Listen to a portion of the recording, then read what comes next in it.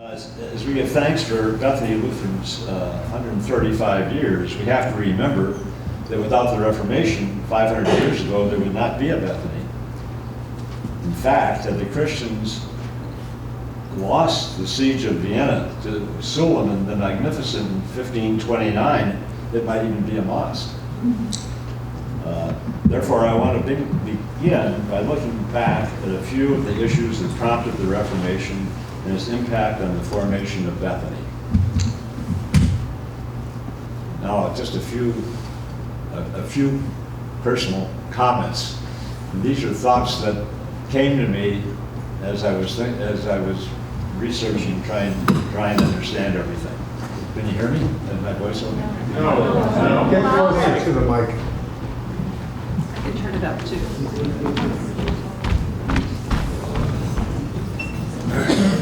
Hello. That better? Yeah. Okay. No, higher. You want it louder? Yes. Let's talk to speak louder. I'm getting over a summer cold, and that's part of my problem. Okay, now these are personal comments. You can start throwing things if you want, but that's all right. Humans seem to be consumed with writing rules. As an engineer, you're very nervous about rules. Some are absolutely necessary for society to function, others just get in the way. Many have unintended consequences. Now, the ancient Jews started with the Ten Commandments and evolved into a system of laws that controlled all aspects of life. But it took them, what, many thousands of years to do that. The Sadducees and the Pharisees made sure that they were written and enforced, even though they didn't always agree with each other on which were appropriate.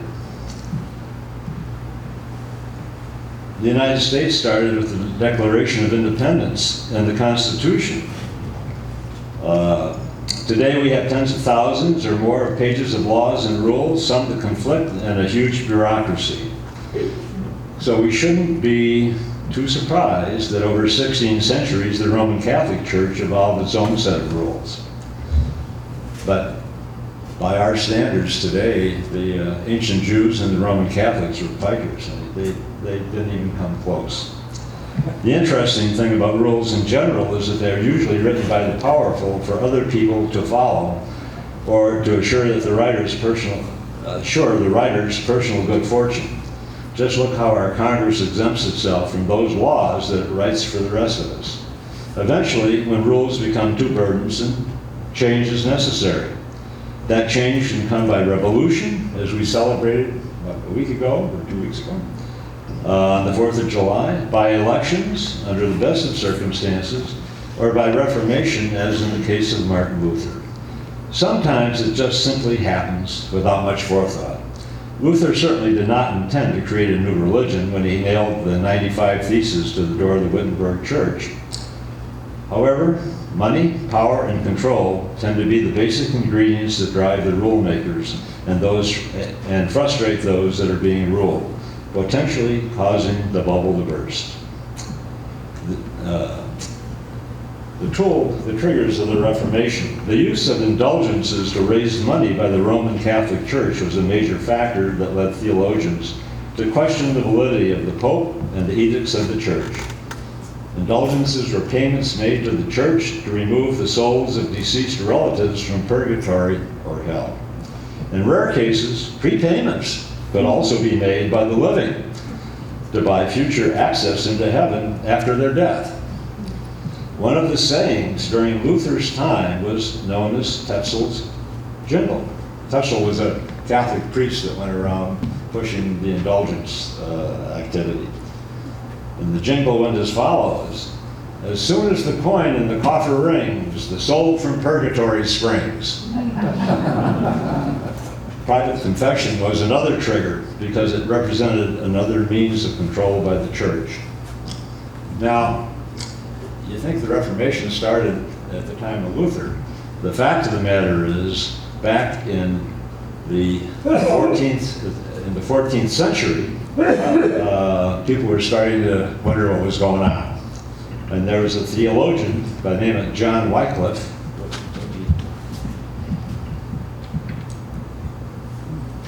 Don't you love those pictures? There's a theologian by the name of John Wycliffe at Oxford University in England, who observed that the clergy lived far better than the parishioners, which didn't seem to be the way the Bible had intended. It is plain to me that our prelates, in granting indulgences, do commonly blaspheme the wisdom of God. He repudiated the confessional. Private confession was not ordered by Christ and was not used by the apostles. He reiterated the biblical teaching on faith. Trust wholly in Christ, rely altogether on his sufferings, beware of seeking to be justified in any other way than by his righteousness. Believing that every Christian should have access to Scripture, because only Latin translations were available at the time, he began translating the Bible into English with the help of his good friend John Purvey. At a subsequent hearing before the Archbishop at Lambeth Palace, Wycliffe replied, "I am ready to defend my convictions even unto death. I have followed the sacred scriptures and the holy doctors." He went on to say that the Pope and the Church were second in authority to Scripture. That didn't set very well on Rome. So, in the early 1400s, whoops. Oh, I'm going backwards. What am I doing here? That's what I'm doing.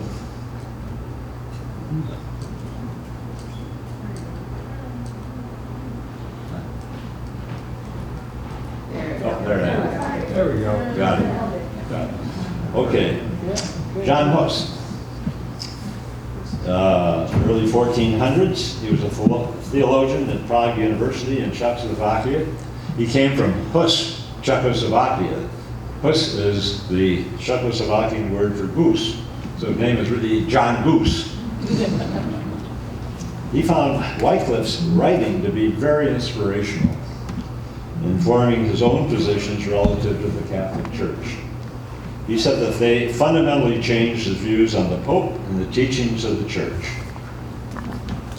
In his writings, Huss believed that the fundamental issue was that church members were required to believe in the Pope as the representative of God and obey his commandments. In contrast, Huss taught that we should believe in and obey only God as written in the Scriptures. In 1405, Pope Innocent demanded that Huss stop teaching.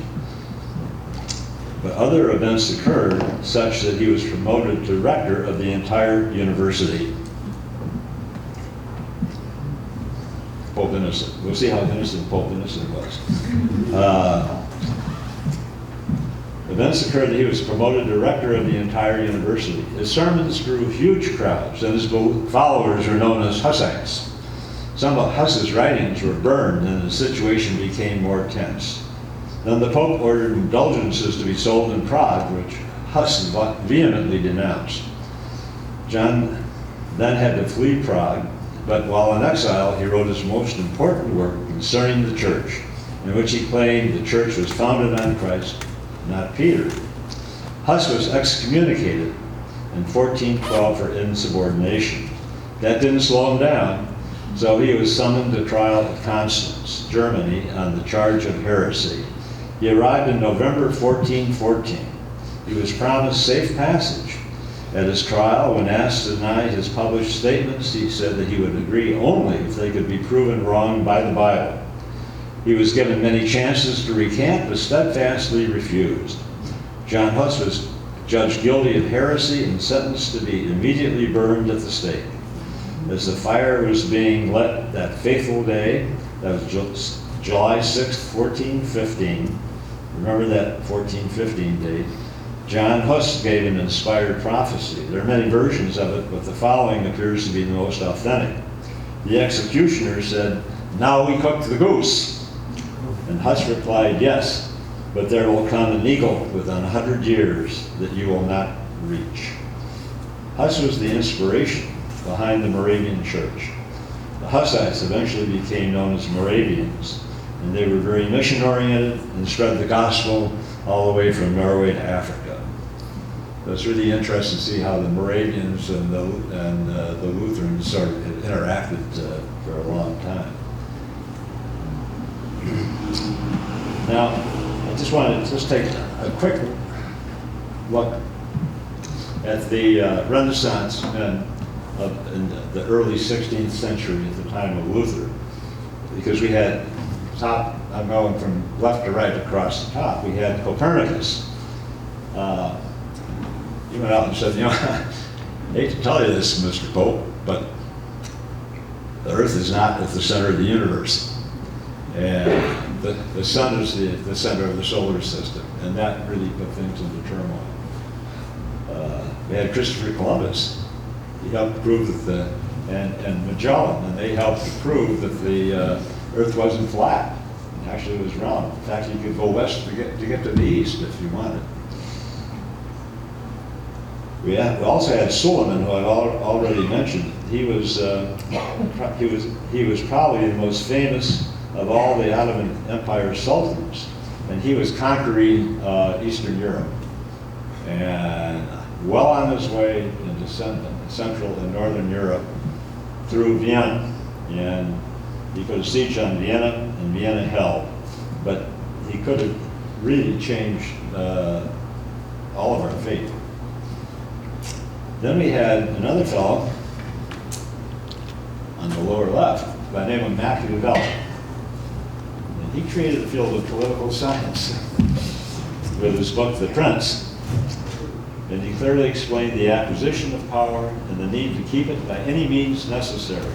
He literally wrote the book on how politics work. I gotta get closer again, sorry.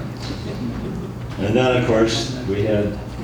I can raise it. Would that make it easier? Raise it? Yeah. Taller.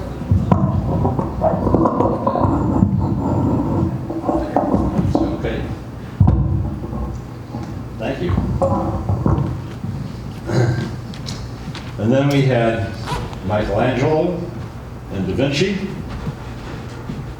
And into the middle of this group of creative, change-oriented people, Martin Luther pops up. Lower right. Martin Luther, he was born in 1483. He was a theologian at Wittenberg University in Saxony, Germany. He was a German priest and professor of theology. He had been reading Wycliffe's and Huss's notes. He also been reading the Bible himself, and he nailed his 95 theses to the door of the Wittenberg Castle Church on Saturday, October 31st, 1517. The enumerated discrepancies found between the scriptures and the practices of the church. He followed Huss's lead, but expanded Huss's 6 objections to 95. In fact, the Pope called Luther the Saxon Huss, and October 31st, 1517 is really the official beginning of the Reformation. That was actually 102 years after Huss was killed. It appears that one reason Luther escaped execution himself was because of a dream that Prince Frederick, the elector, the ruler of Saxony, which had clearly showed that Luther was right, a dream that Prince Frederick, the elector of Saxony had, which clearly showed that Luther was writing inspired words and that the amazing quill he was using came from an old goose from Bohemia that was 100 years old.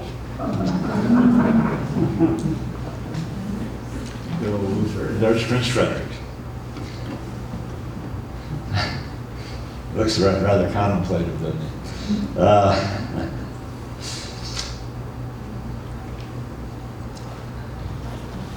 Originally, the Pope said that it was just another squabble among monks. Later, Luther was ordered by the Pope to recant his 95 theses. He was given 120 days to do so in Rome. Luther refused, and on January 3rd, 1521, Pope Leo excommunicated Martin Luther from the Catholic Church. There's Pope Leo. Actually, he died shortly thereafter. Luther publicly burned the excommunication papers. Then on 18 April 1521, Luther was ordered to stand trial with the Emperor of the Holy Roman Empire, Charles V, presiding at the Diet of Worms. Prince Frederick provided Martin Luther safe passage going to and from the trial. Frederick was extremely influential, but he had been the Pope's candidate to be the Emperor of the Holy Roman Empire, which somebody told me really wasn't holy, it wasn't totally Roman, it wasn't quite an empire. But Frederick had supported Charles V instead.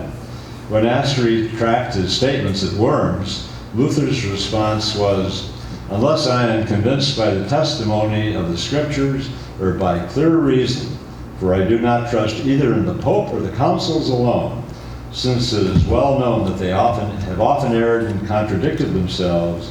I am bound by the Scriptures I have quoted, and my conscience is captive to the will of God. Here I stand." Another issue was the sacrament of communion.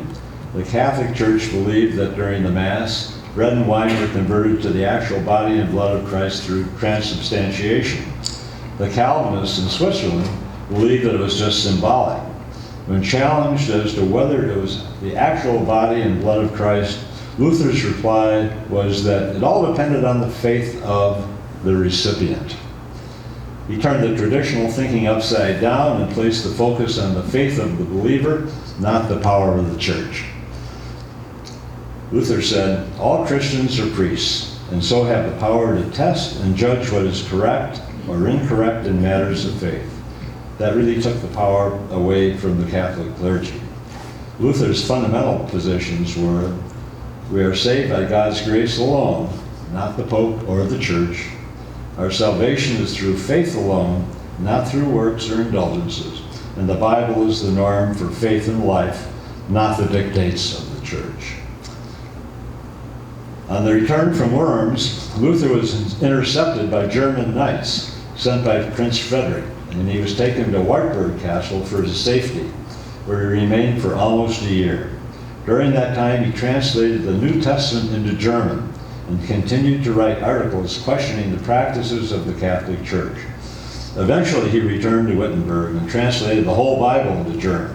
By that time, he was leading the conversion of Catholic properties to Lutheran churches.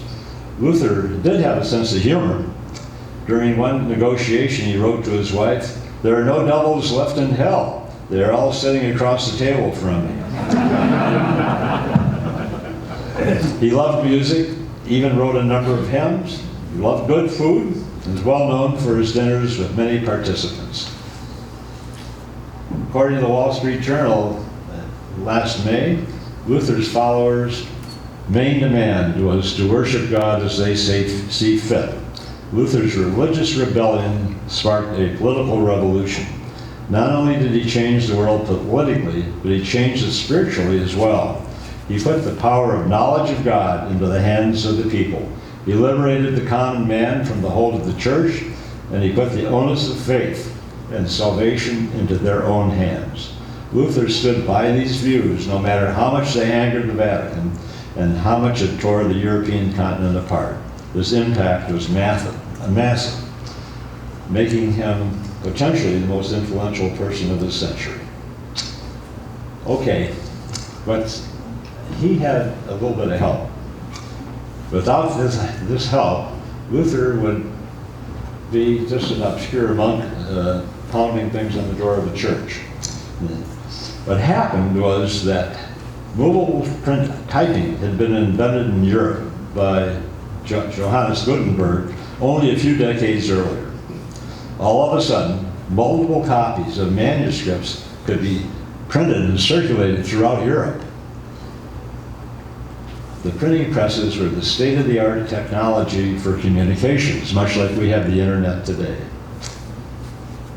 In addition to religious publications, the printing press allowed scientific discovery and new political philosophy to circulate throughout the Western world. Publishing in the language of the people distributed knowledge as never before. It was fundamental to the Renaissance, and it was fundamental to the Reformation. Luther became a master at using it to give his views wide currency, switching from Latin to German to appeal to as large a public as possible.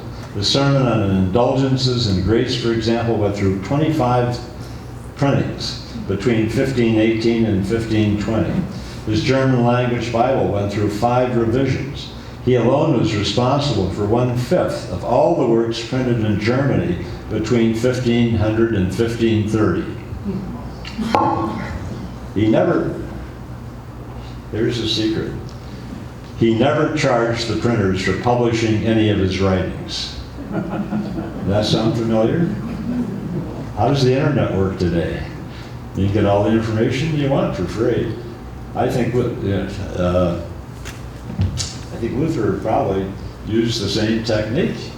We might claim that he had a lot of influence on how the internet's used. Okay, now back to the Norwegians.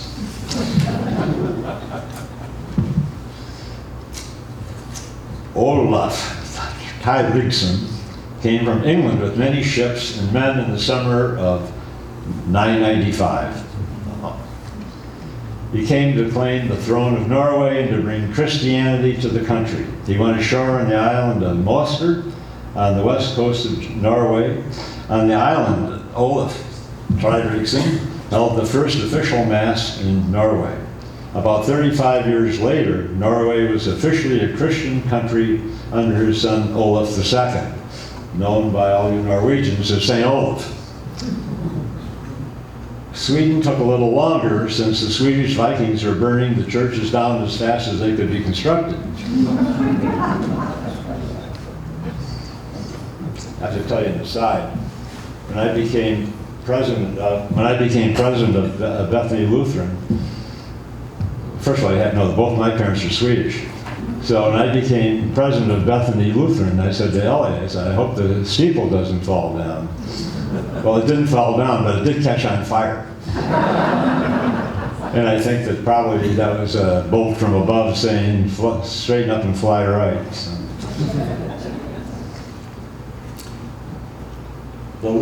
The Lutheran Reformation in Denmark, Sweden, and Norway in 1536 and 37 broke ties with the Holy See and resulted in a state church intimately integrated with the state, completely subject to royal authority and with the king as its head. Until the modern era, the Lutheran Church of Norway was not only a religious organization, but also one of the most important instruments of royal power and official authority, and an important part of the state administration, especially at the local and regional levels. Now I gotta catch up here. There's Gutenberg. That was the best picture I could find of him. The others made him look sort of miserable, and I hear he was a very difficult guy. And there's good old St. Olaf. Now, I want to talk to you about something that a lot of you don't know about. And when I ask people about Peter Pearson, they look at me like I'm crazy. Who's Peter? There are a lot of Peter Petersons around. He was also known as Per Hagen because he came from Hagen. Like in Scandinavia, if you come from Hagen, your name's Peter, they would call you Per Hagen. Peter Peterson was the illegitimate son of people of the lowest caste in Norway. He was sent to sea at age 14 as a mess boy on sailing ships, where he worked hard, became an ordinary seaman, able seaman and mate. The one strong reference in his life was his Lutheran faith. He actually learned to read just so he could get through catechism. He wanted to marry a girl named Kirsten Marie Nilsdatter, who was from a higher caste. Actually, we call her Mary. She was from a higher caste in Norway where such a marriage was impossible. So he decided to go to America and work to earn the money for her passage to join him. After making his way to Milwaukee, he sailed on Lake Michigan, worked clearing land, and earned enough money to finally send for marriage. Now there were 2 brothers by the name of Alsig and Halvor Anderson.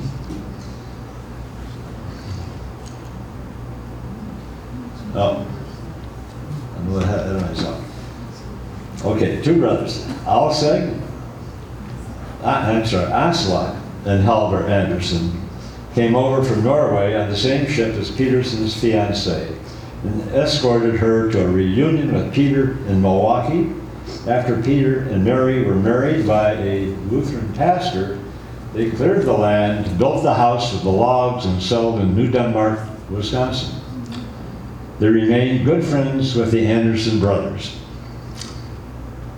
Now, Andres Iverson, who I'm sure you all know about, founder of Ephraim in 1853 and Ephraim Moravian Church, he had attended a Lutheran seminary in Norway. He was incredible. He worked to establish Moravian churches in New Denmark, Michigan, and Green Bay, as well as Ephraim. Imagine the challenges of traveling those distances with few, if any, roads.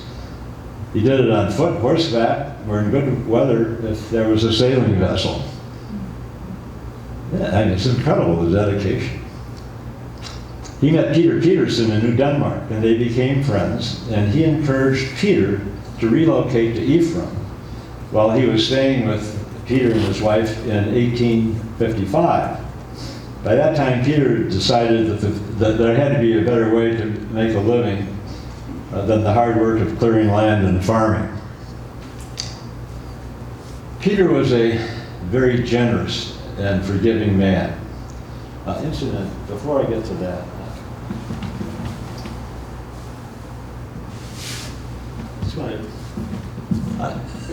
those of you from Ephraim, if you haven't read Ephraim's Founding Father by Paul and Francis Burton, it's just dynamite. And I really highly recommend it. It is readily available. And I've quoted from it as I talk here. The other book, though, that I'm just fascinated with is by Peter Peterson, that talks about how he came to America, what he had to go through, how he brought Mary over, and what they did here in Ephraim. And I think he's also one of Ephraim's founding fathers, but he gets very little credit.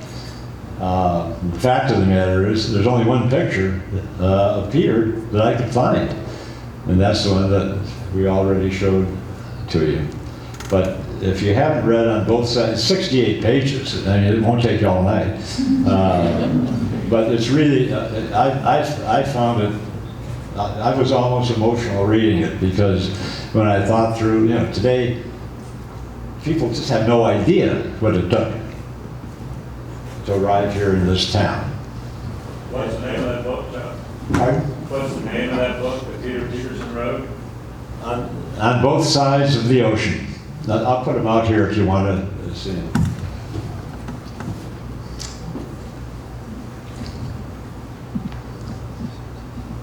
So Peter was a very generous and forgiving man.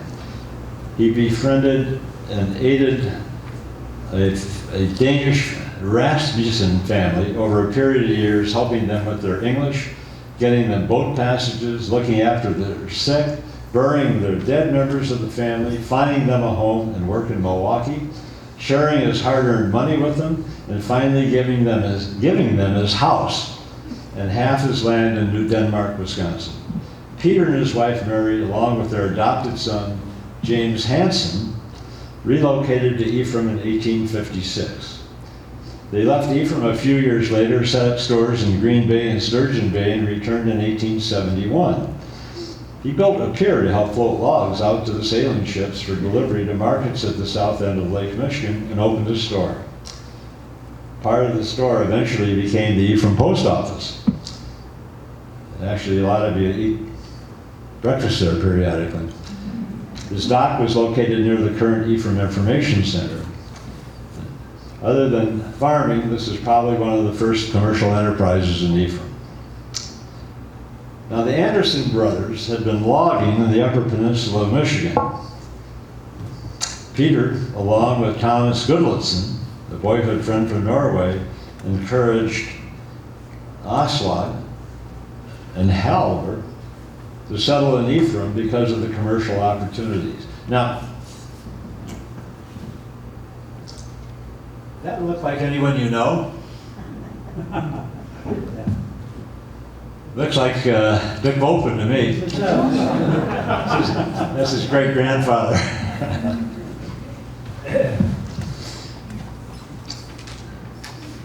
There was abundance of lumber and limited opportunity to ship it to the markets at the south end of the lake. The law of supply and demand was at work. Ephraim had the supply, and Chicago and Milwaukee had the demand. The only problem was transportation. A pier was needed for vessels to load. Peter knew the ship's captains, and the Andersons knew how to construct a dock. Peter and the Andersons worked to obtain the land from Reverend Iverson and construct a large dock with a warehouse known as Anderson's Dock. There's Peterson's store, and there's the initial Anderson's Dock. Aslak Anderson opened a store on the dock that still stands today, owned by the Ephraim Historical Foundation. Halver Anderson became a farmer on the land that they had purchased from Iverson. He's also I mentioned the great-grandfather, Dick Volpin. Although Peter Pearson and his wife had attended the Moravian church in Ephraim, they longed for familiar Lutheran services and were uncomfortable with a number of the Moravian customs and procedures, such as baptism of Lutheran children into the Moravian church, the kiss of love in the Moravian communion service, and the casting of lots to determine such things as portioning land sales and marriage partners. I don't think they do that anymore, do they?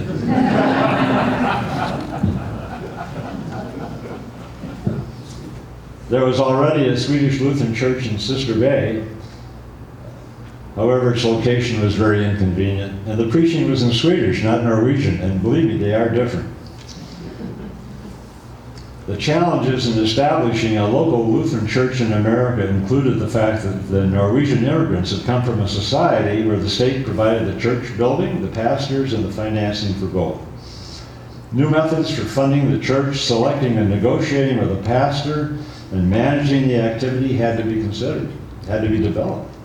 Eventually synods were established, but for the most part, the Norwegian churches that eventually became part of the American Lutheran Church owned the church properties, which turned out to be very important for Bethany, but both good and bad.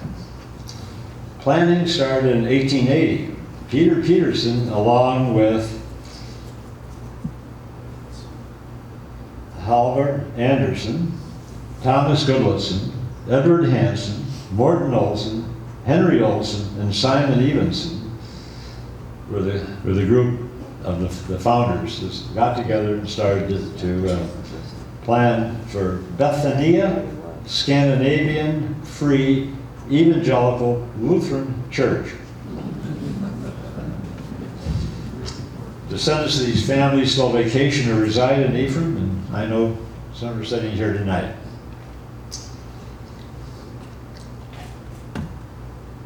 It grew a little. The pamphlet, there's a pamphlet on the 75th anniversary of Bethany. It supplies the following information. Peter Peterson, a prominent merchant and dock owner with the faith of Noah, was determined that the landmark that he cherished since childhood should be set in Ephraim. Being a merchant and dock owner, he was acquainted with many captains of sailing vessels.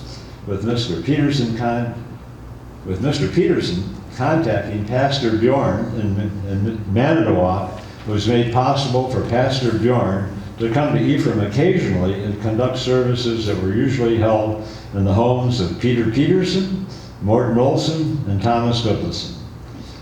By October 23rd, 1882, the church building was completed at a total cost of $1,569.14, of which $825.66 had been obtained. To complete the payment, Peterson contributed a sum of $743.48 himself. he was worried that people might back out if they found that there wasn't enough money. So he got up at a meeting and said it's been all paid for. But Peter and Mary, by that time, were living back in Norway. He notified his adopted son, James Hansen, to deed the parsonage and the lot to the congregation. So the parsonage over here was actually deeded to the congregation free of charge by Peter Peterson. He always said, "You never get poor from what you give away."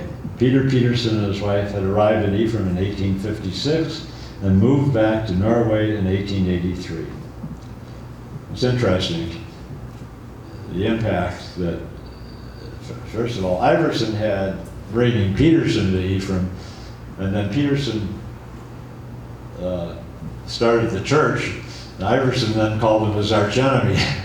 and then, of course, Peterson brought the Anderson brothers to Ephraim, and they created Anderson's Dock. So there was a lot of interaction going on, and good old Peter was right in the middle of it. He took a dim view of the Norwegian Lutheran Synod because he wanted Bethany to be open to all. Thus, at the dedication of the new church building, he invited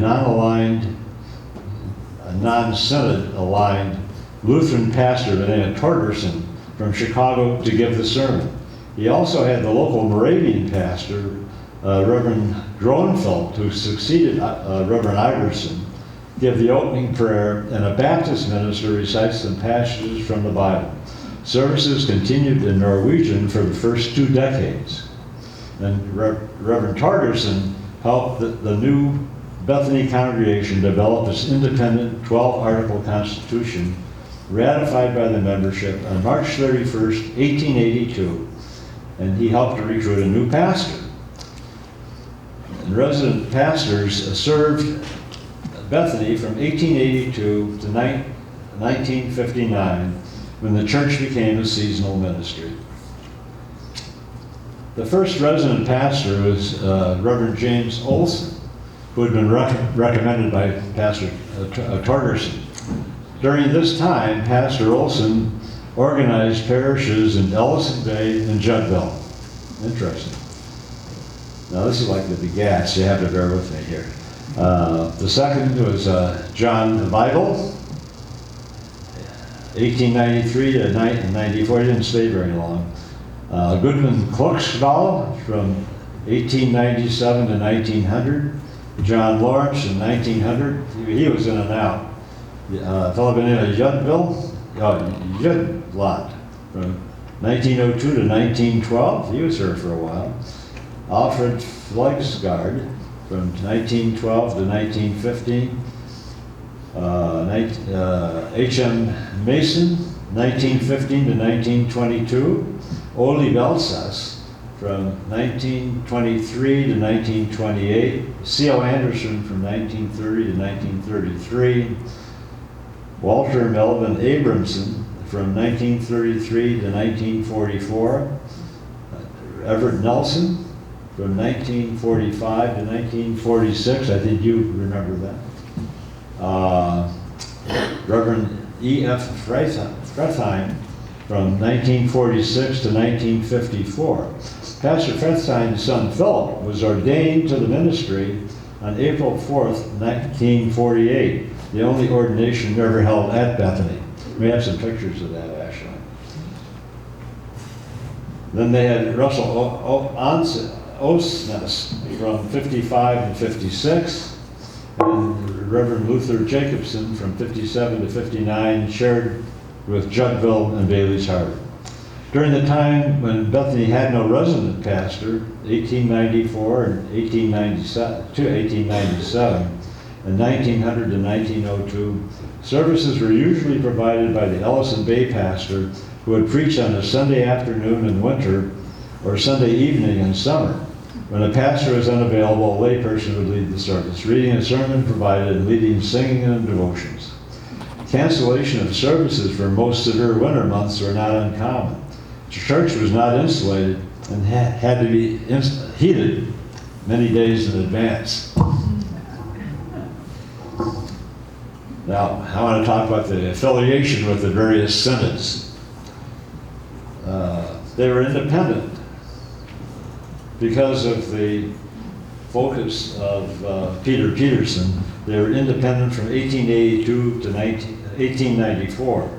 But then they joined the Augustana Synod in 1895 and only stayed with it until 1897. But that was pretty easy to predict because the Augustana Synod was basically Swedish churches, and that wasn't going to work. They joined the United Lutheran Church of America in 1898, and they changed the name to Bethany Scandinavian Evangelical Lutheran Church. They got rid of the free. I guess they found it cost money to run a church.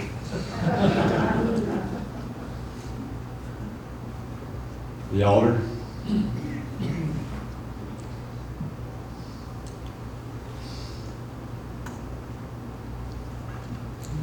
The name, the ULCA became the American Lutheran Church and eventually joined the Evangelical Lutheran Church in America, the ELCA. The name was again changed in 1957 to Bethany Lutheran Church, finally. It took a while. And then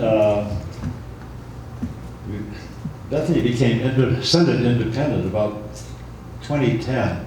I'm not sure whether that was, I could be off a year or two, but pretty close. The years 1897 through 1910 were good years for the congregation. The membership steadily increased from the original 60 families to 119 in 1897 until the state of Wisconsin bought a number of homesteads in 1906 through 1910 for the creation of the Peninsula State Park. 12 families were lost to the congregation through their relocation. By 1915, Bethany had only 46 members. Late fall, winter, and early spring services were discontinued in 1959. Barb Olson attended Bethany. Where is she? And I wanted to ask Barbara to just tell us a couple stories about it. You started attending in what, 1945? Come on up here so you got the microphone.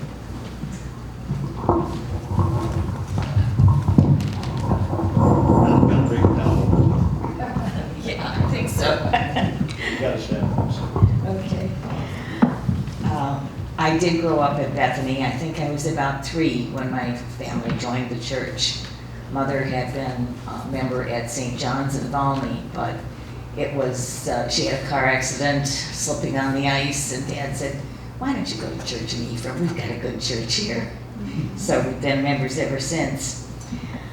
One of my earliest memories of church, in the summer,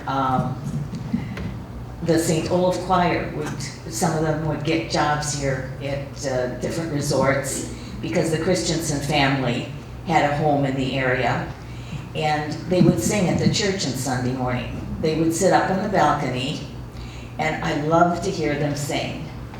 However, the director I was worried about him. He sat on the edge of the balcony, and he waved his arms and he weaved back and forth, and I thought he was going to fall. I was very relieved that he never did. We had Sunday school year-round, an hour before the church service. Andrew Albertson was the Sunday school superintendent, and he would pick many of us up on his way to the church. He'd have a car full by the time we got to church. The Sunday school kids took on the project of buying or raising the money to buy a baptismal font for the church. And we raised the money, got it made, and it's still in use at the church today. Another thing that I remember is the church picnics. Every year we would have a picnic. Maybe it goes back to the time when so many of the members came from the park and when they would leave church, they would all gather at a certain spot and have a picnic. So we had a picnic once a year. The men would play horseshoes, the kids would play games, the ladies got the food together, and the big treat of the whole thing was ice cream cones when it was all over with. The Ladies' Aid was very active, raising money to do the different things that they thought needed to be done for the church. There were dinners. One of the interesting things up here when I was growing up was, I think the important things to people were family, church, and school. And we all supported each other's events. So when the ladies here had a dinner, everybody came. And some of the places that we had the dinners, what was then called the Rock, now Alexander's, Greenwood Supper Club, and the place where the confectionery is now. That used to be a little restaurant run by a lady named Adele Beeman. And we used to have our church dinners there too. I can remember waiting in the cottage across the street for our turn to go in and eat. The ladies of the church also had a bazaar every year. So their meetings during the winter, one would be a Bible study type of meeting, and then the other meeting would be getting together to make things to be sold at this bazaar. So there were baked goods and aprons. I can remember dozens and dozens of aprons and other things that they might have made.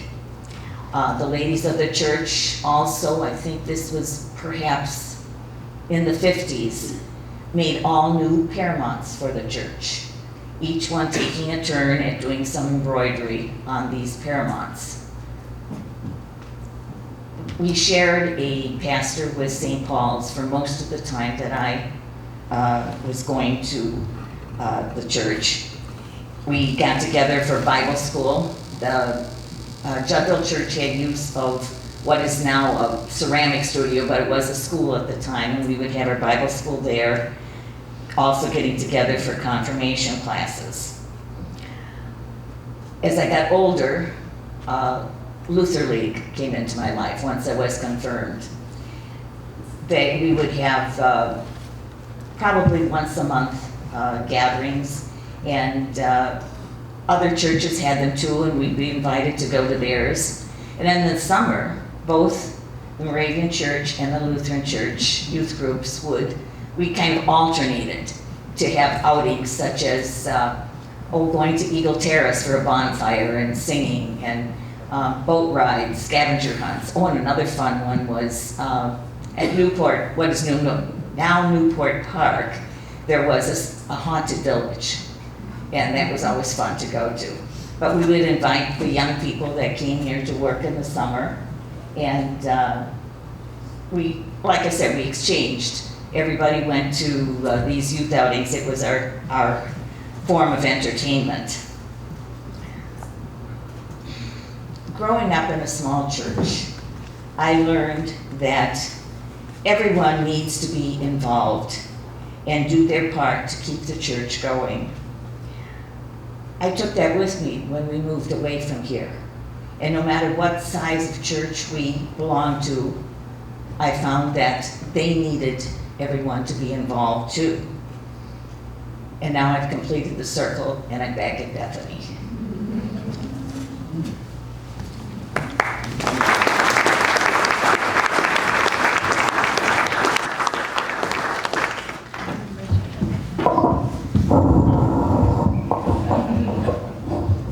Get it back up here. Okay. Now you've heard the good stuff.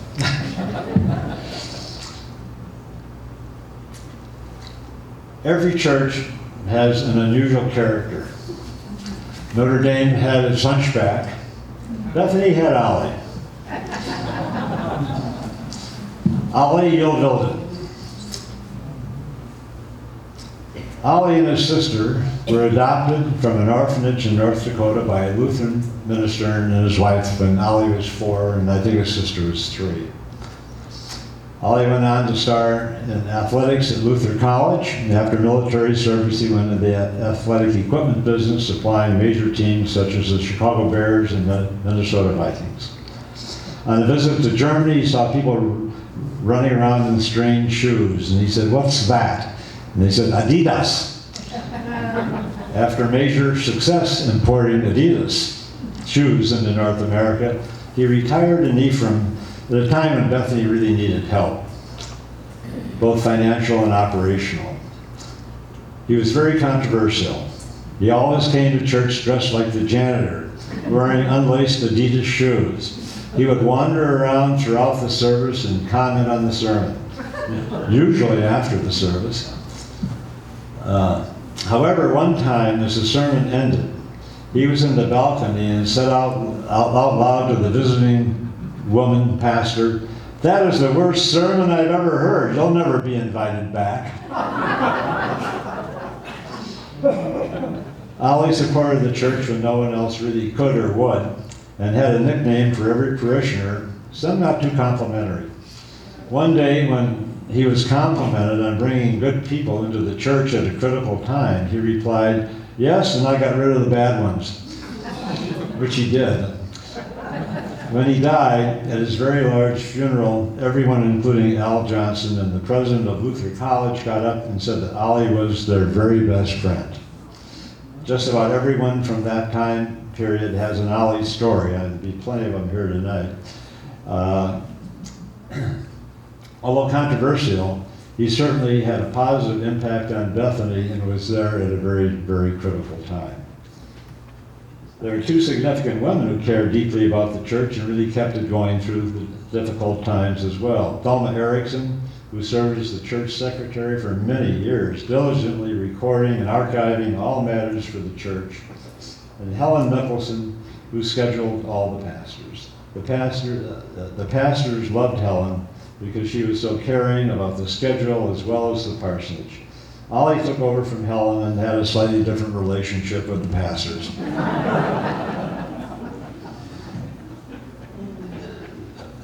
About 1982, the Wisconsin bishop of the Evangelical Lutheran Church in America decided the Bethany congregation should transfer to the church in Ellison Bay and the properties be sold to finance the new construction of that church. The Bethany congregation was quite small at the time, less than 20. I think some people say it was as low as 6. They voted on the matter, and the move lost by 1 vote. Thus, Bethany's steeple continued and continues to survive in Ephraim. Because otherwise, the church would have looked like that before it was sold and torn down.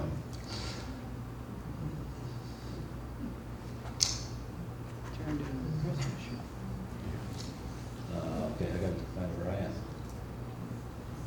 In 2002, the congregation proposed a new constitution that included the fact that the church properties were owned by Bethany and not the ELCA.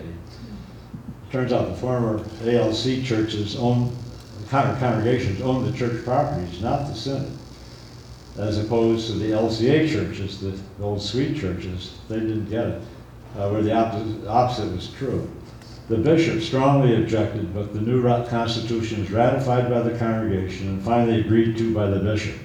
In order to assure that the ELCA could never claim the properties, upon sage counsel of Oscar Bolt, the church, the parsonage, and the cemetery were deeded to the Ephraim Historical Foundation on June 19, 2011.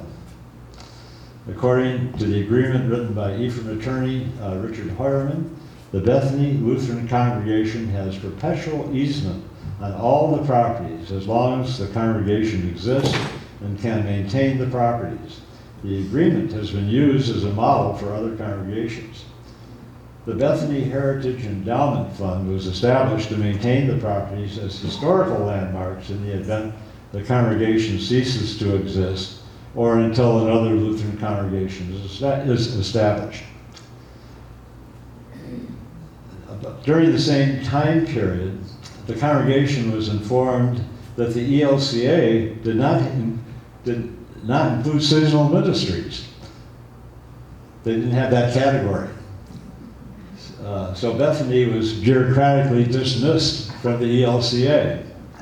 As a result, Bethany became independent from the Synod in the tradition of Peter Pearson. In 2012, under the leadership of former president of the congregation, Mike McCoy, and his wife Marge, the Bethany parsonage was substantially upgraded for visiting pastors. Just one of them sitting here tonight, just ask them what the changes were. The Bethany Cemetery near the Ephraim entrance to the Peninsula State Park was also remapped and recertified for proper soil depth. Over the years, Bethany has had many dedicated visiting pastors who returned year after year, including Reverend Hoover Grimsby, there he is, who had a voice like God. And it was, you know, when he went to heaven, I bet he talked to God. God thought he was hearing an echo. He was just fun to talk to. I love to talk to him over the phone. What a voice. He's buried at the Bethany Cemetery, along with his wife. He's buried up at the Bethany Cemetery. They do a lot of walking. They periodically walk up there and say good morning to him.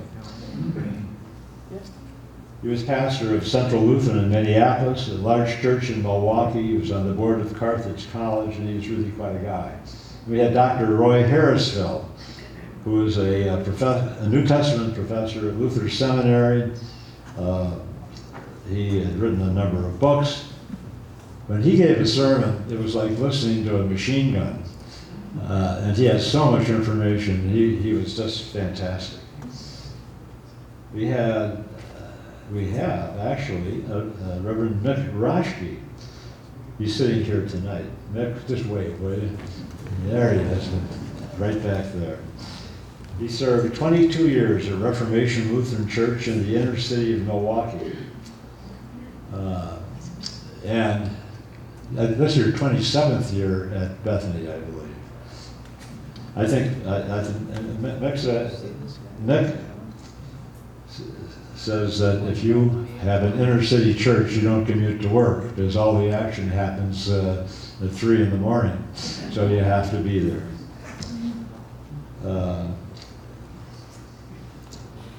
And then we had Dr. Don Just, who opened the season on Memorial Day weekend, and Reverend Martin Ruge, who closed the season at the last service in October. All set very high standards for preaching at Bethany. Okay, just about done. What's the current status?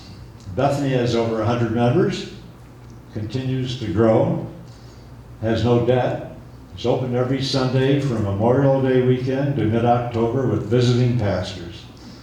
Bethany also donates 20 to 30% of its annual income to charities, many in Door County.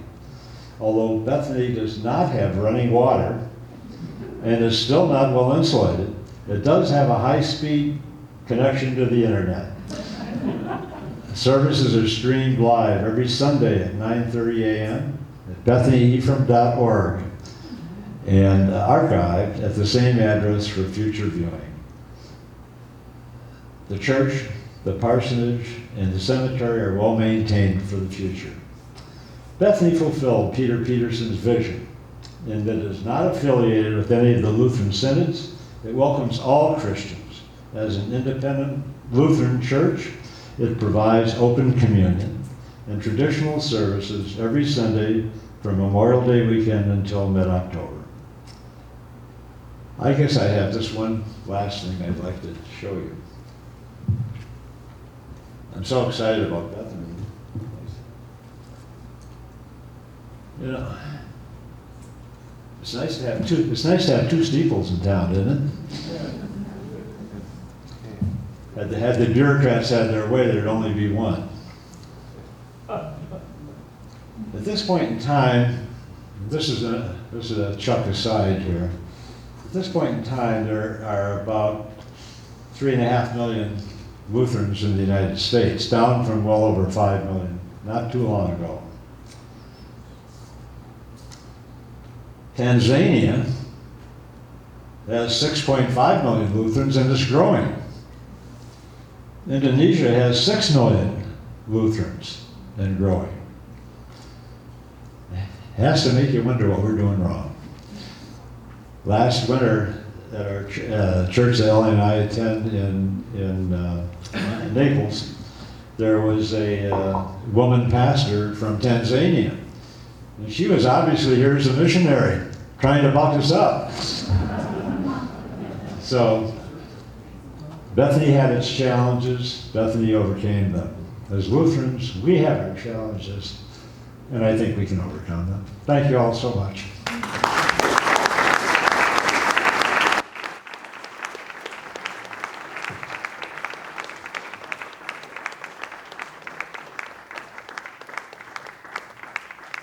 Does anyone have any questions for Chuck? Just not a question, but a comment.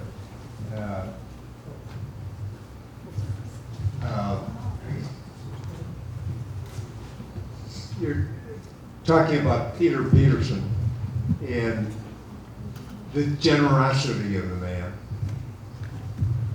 And he gave his house and half of his property where he first established himself in Wisconsin, and then came up here and started from scratch, and then started the Lutheran Church and made a sizable monetary contribution to the building of that church, some $600 and some odd dollars. $700.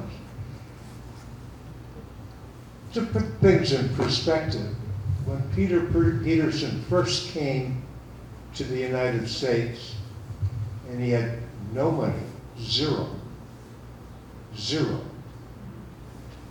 and he started to work as a common laborer, he made $8 a month.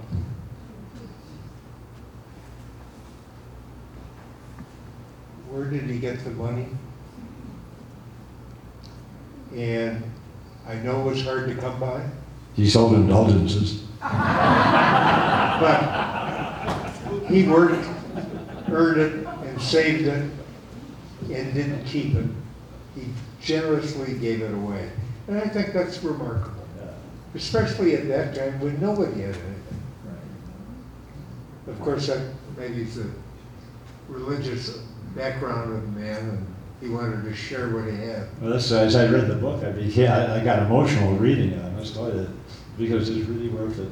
And there are copies at the foundation? Yes. We have 3 or 4 copies that people are welcome to borrow, and it is out of print now, but you can find it on Amazon. Oh, you can find out, well, you can buy copies on Yeah, you it. can buy. They're just about out, though. I Oh, checked the other day. wow. Yeah. At any rate, yeah. The library has one copy. Oh, the library has one copy. Oh, there's one story I wanted to tell you. Peterson left Ephraim and for a short time and went and opened a store in Green Bay and one in Sturgeon Bay. I guess he was learning how to run a store. The store had a fire and it got looted. So the next time they had a fire, he had 2 guys out in front with axe handles to keep the looters away. The name of one of the people was Iverson, the pastor from the church here, from the Moravian church, and then in trouble. So we have a wonderful history here. Thank you. Thank you. And here are books if you'd like to see. We could thank Chuck once more and Barb.